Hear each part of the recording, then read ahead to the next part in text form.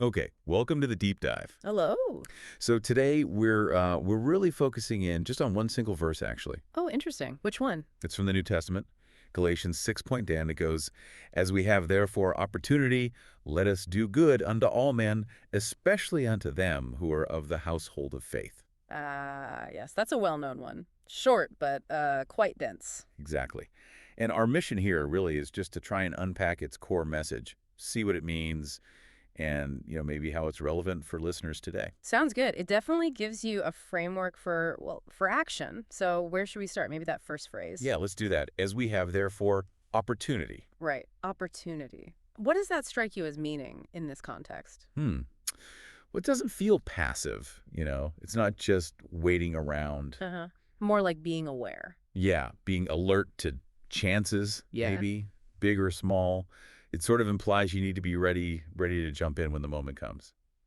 What are your thoughts? Well, it's interesting because looking at some historical takes, this idea of opportunity might even connect to specific cultural norms. How come? Like there might have been certain, let's say, socially recognized times or settings where acts of generosity were more expected, especially within certain groups. Oh, okay. So not just any random chance, but perhaps recognizing significant moments to act positively within the culture. Possibly, yeah. It adds another layer to just being generally open to helping. Fascinating. Okay, then it moves on.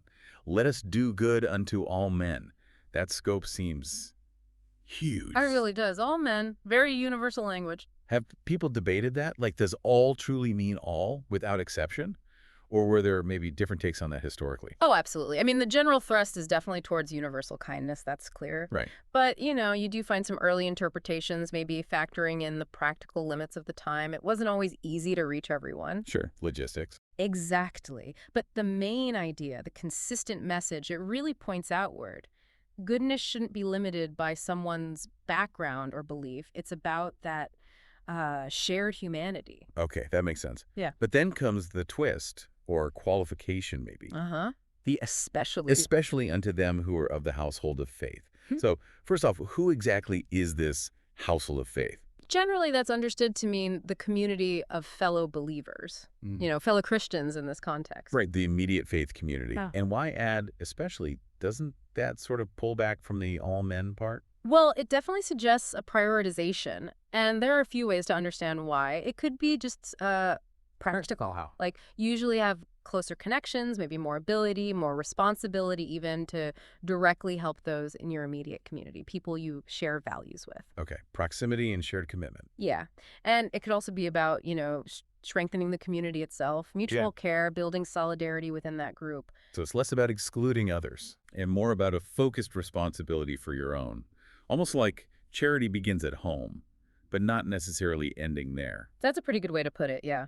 We see in early Christian writings lots of evidence of really strong mutual support within those communities. Like sharing resources, looking after each other. Definitely. Material help, encouragement, support.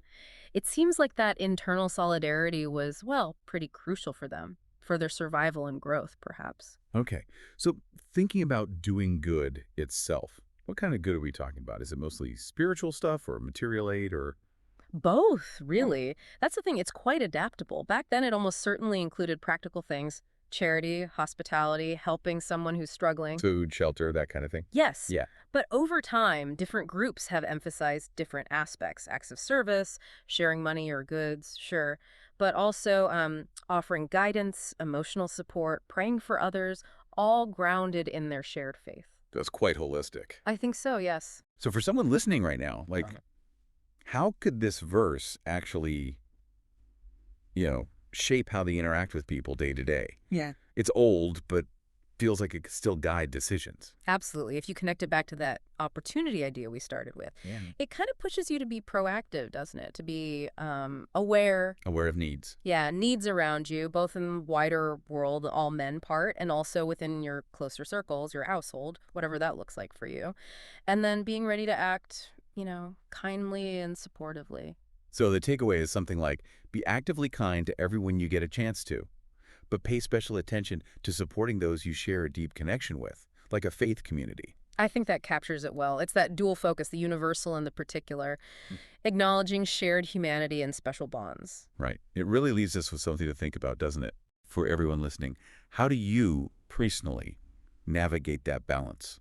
Doing good for absolutely everyone while also giving that special care to your own community, your household of faith. It's a live question, especially today. It certainly is. A lot to consider there. Indeed. Well, thanks for this deep dive today. My pleasure.